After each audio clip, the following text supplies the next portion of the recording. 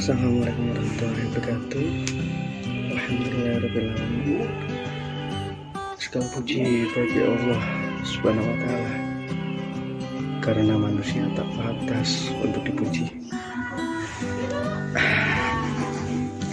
Alhamdulillah kita masih diberi kesehatan, diberi mauidhah, serta diberi inayahnya hingga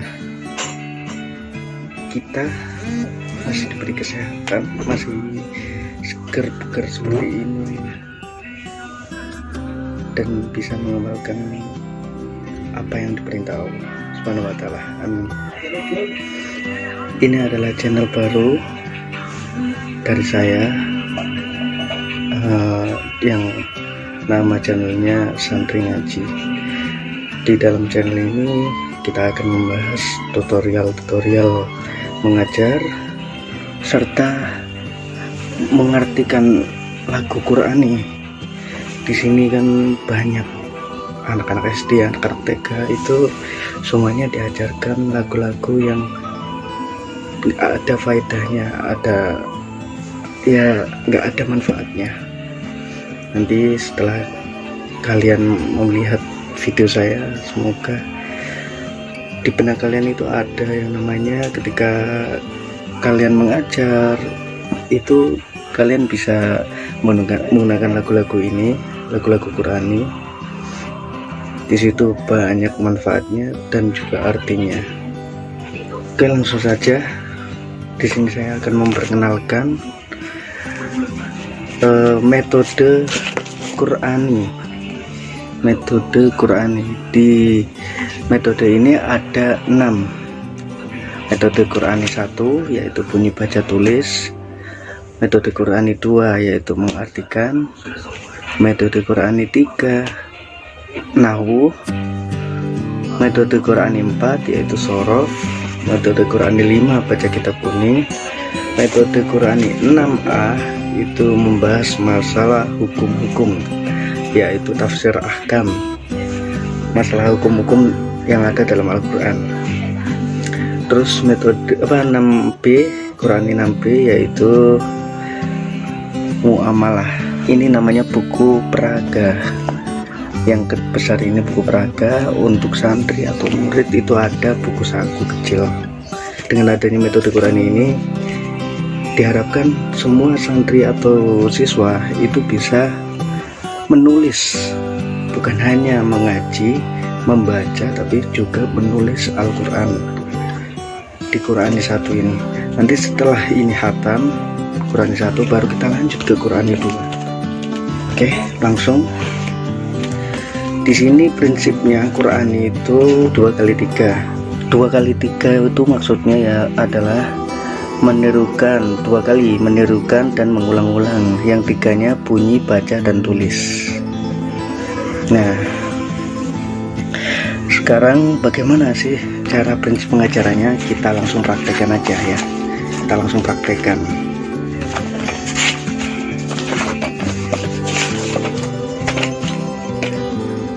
Tirukan A. Ustadz membacakan A. Dan jangan lupa aba-aba tirukan agar semua santri mengikuti. Karena apa?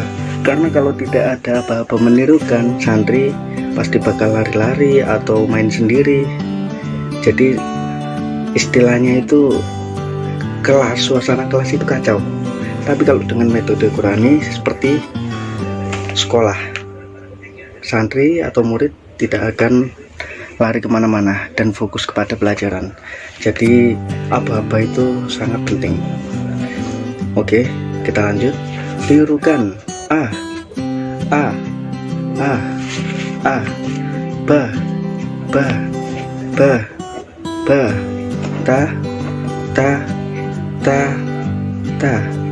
ta,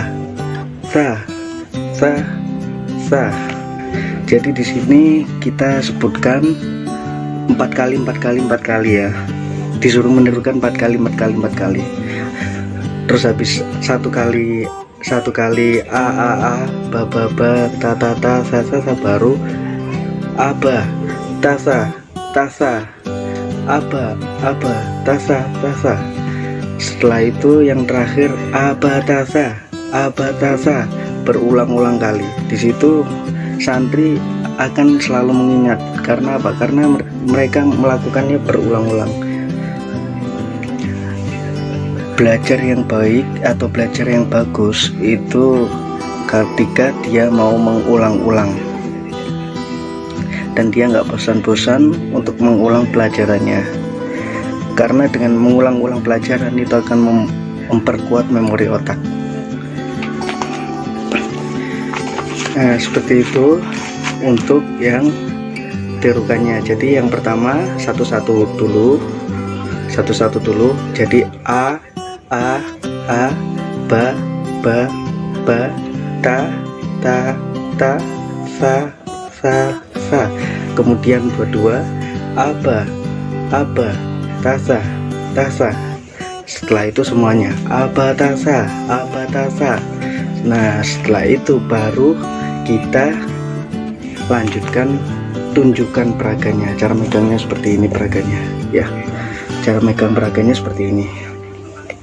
Oh iya, jangan sampai ketika kita bilang tirukan kita melihat buku peraga, berarti itu menandakan gurunya belum siap. Jadi di situ kalau bisa kita ketika bilang tirukan, kita harus fokus kepada murid atau santri. Setelah itu kita tunjukkan peraga. Nah, di sini baru kita tunjukkan, tirukan a, ba, ta, sa,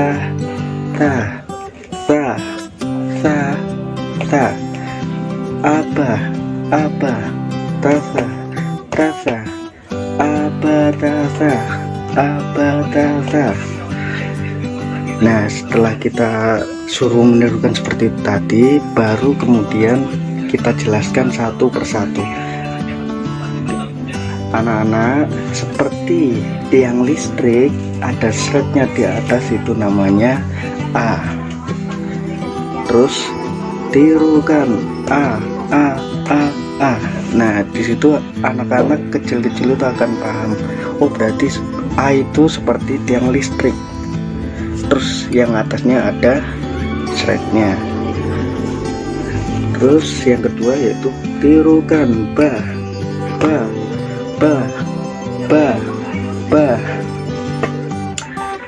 Setelah anak-anak suruh menirukan, kita jelaskan. Anak-anak, ba itu mangkok yang di bawahnya ada pentol jatuh. Titik ini kita anggap pentol, jadi mereka biar paham.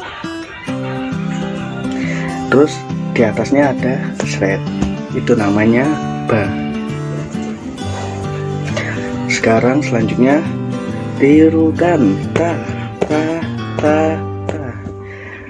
Nah, anak-anak, yang namanya ta itu seperti mangkok yang ada dua pentol. Nah, seperti ini, yang atasnya ada seretnya, itu namanya ta. Yang selanjutnya tirukan sa. Terus kita jelaskan, anak-anak, yang seperti mangkok di atasnya ada 3 pentol, terus di atasnya lagi ada seret, itu namanya sa. Abatasa. Seperti itu cara ngajarnya nanti. Untuk yang selanjutnya sama ya, sama kita sepertikan, kita perumpamakan. Da itu seperti apa, ro itu seperti apa gitu, sin itu seperti apa, sya itu seperti apa. Nah, setelah fathah, pengenalan fathah, baru pengenalan kasro ya. Oh, ini kok kosong ini ya, nanti kita carikan yang ada ya. Sebenarnya di sini ada IPTC ya, IPTC di hihi, di diri, si. Nah, sampai akhir. Dan ini pelajaran ini 1 hari ya, 1 hari. Jangan, maksudnya 1 hari itu 1 kali pertemuan. jangan satu kali pertemuan langsung dua. Karena apa? Memori otak anak kecil itu nggak mampu kalau langsung dua. Karena apa? Karena mereka itu masih butuh banyak bermain. Jadi kita ajak bermain. Cara ngajarnya kita ajak bermain. Di sini kita jelaskan Abatasa, terus di halaman berikutnya IBDC, halaman 3 Ubudusu, halaman keempat baru huruf dasar. Kita jelaskan huruf dasarnya. Ini alif, ini ba, ini ta, ini sa, dan seterusnya sampai ya. Setelah kita jelaskan Abatasa, baru ini apa namanya, cara menggandeng tulisan itu seperti ini. Ini cara menulisnya dikasih tahu, cara nulisnya gandengnya seperti ini gitu. Ini cara-cara menulis menggandeng. Oh ya, yang 2 kali tadi menirukan dan mengulang-ulang. Yang 3 kali bunyi, baca, dan tulis. Bunyinya tadi udah, bacanya juga kita jelaskan tadi udah. Baca, ini namanya baca. Tulis baru anak-anak. Jadi setelah kita Abatasa sampai ya ini, baru kita suruh para santri atau para murid itu untuk menulis. Kita kasih waktu 5 menit menulis tanpa mencontoh. Jadi misalkan kita pelajari Abatasa baru sampai 4 ini dulu aja, 4 ini dulu, baru kita suruh menulis. Kita suruh tutup buku sakunya, nggak boleh melihat, baru kita suruh tulis. Jadi perlengkapannya sebelum mengaji, mereka disuruh bawa buku tulis, mereka disuruh bawa alat-alat tulis, fungsinya untuk menulis ini. Nah, setelah 4 ini sudah selesai, baru lanjut ini jahahonya ini. Terus setelah ini selesai, baru lanjut ini. Itu caranya. Terus ini nanti di halaman terakhir, jangan takut. Di sini metodenya, wah, kalau cuman diajari cara Abatasa, IBDC itu saja cara menulis, kita kapan belajar membaca Al-Qur'annya? Oh, jangan takut, di sini ada nanti. Di sini. Nah, sama ya cara belajar menulis, baru ini. Lo bisa lihat sendiri kan, ini bacaan apa? Alhamdulillahi Robbi al-alamin, alhamdulillahi Robbil alamin. Di sini kita bisa-bisa karena apa? Untuk memudahkan para anak-anak belajar membaca Al-Quran sekaligus menulisnya. Alhamdulillahi Robbi al-alamina dibaca alhamdulillahi Robbil alamin. Seperti itu. Selanjutnya banyak ada di sini. Suratal mustaqim, suratal ladzina an'amta 'alaihim ghairil maghdubi 'alaihim waladdallin.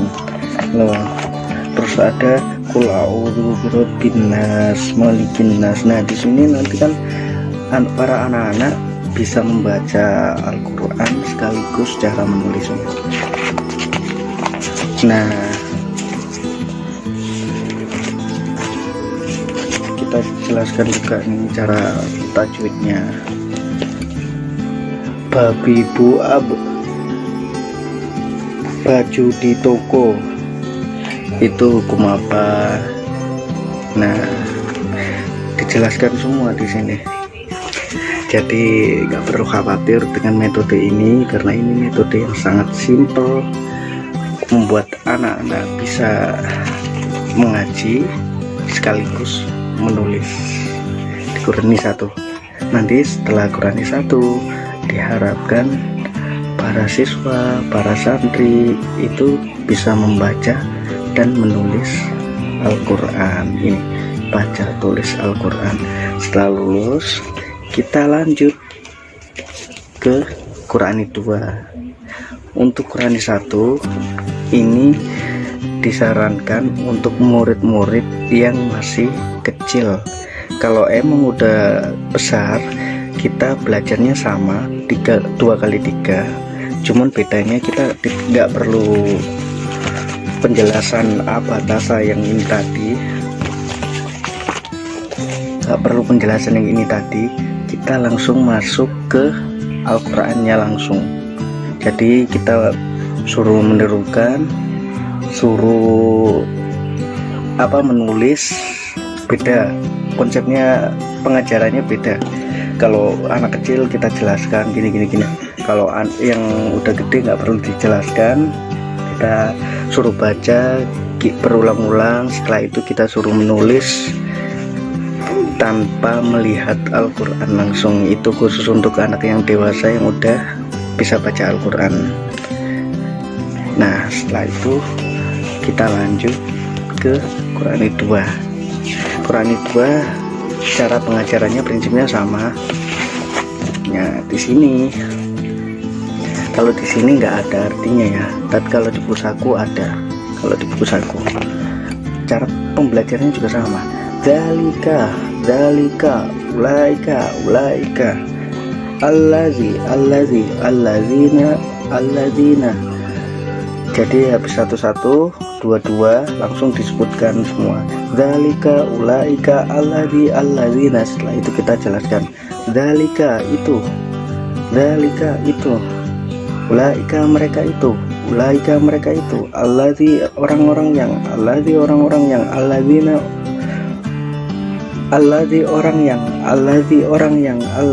orang-orang yang. Nah, di situ setelah itu kita gabung. Jadi habis satu-satu, dua-dua, terus kita gabung. Dzalika itu, ulaika mereka itu, allazi orang yang, allazina orang-orang yang. Ma apa, man siapa, min dari, mima dari apa yang, ma apa, man siapa, min dari, mimma dari apa yang. Nah, kita jelaskan seperti itu. Ini di sini, kalau di sini nggak ada artinya, kalau di buku saku ada. Bagi para ustadz atau ustadzah nggak usah khawatir, loh kok nggak ada artinya, nanti kalau saya nggak hafal artinya gimana. Tenang, di sini ada, di belakang sendiri ada yang namanya artinya. Nah, ini dalika kok ya, di belakangnya sini ada dalika itu, ulaika mereka itu, allazi orang atau zat yang, alladzina orang-orang yang. Nah,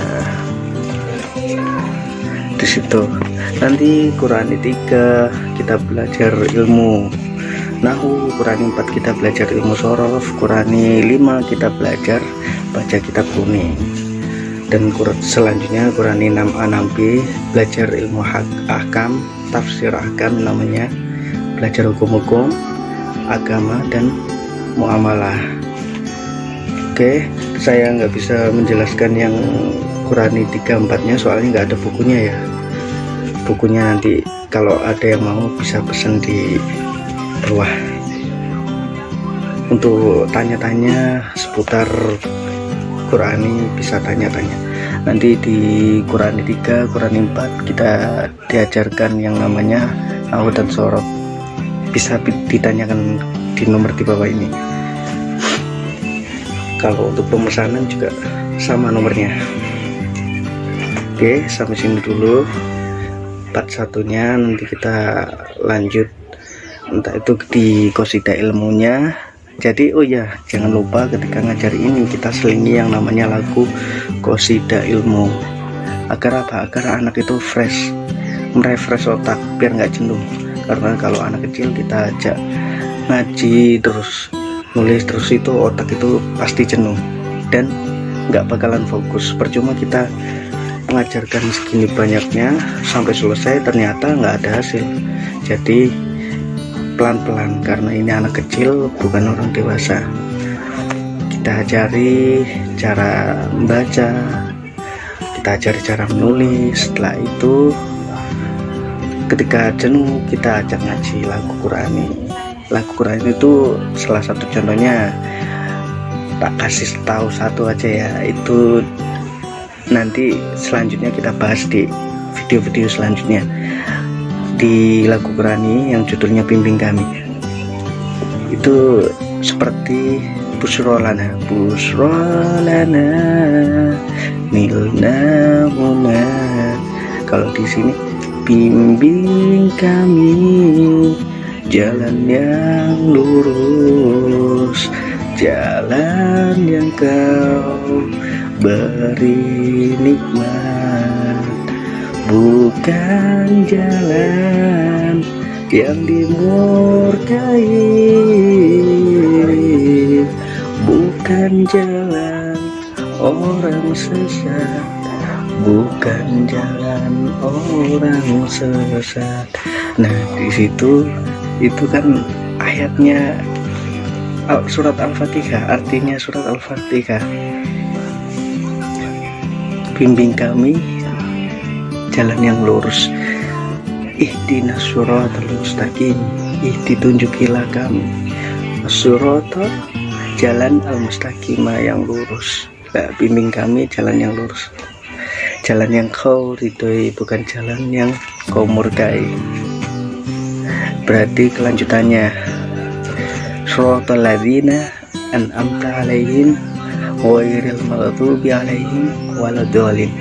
Nah, di situ kita diajarkan di Qurani 2 ini cara mengartikan Al-Quran.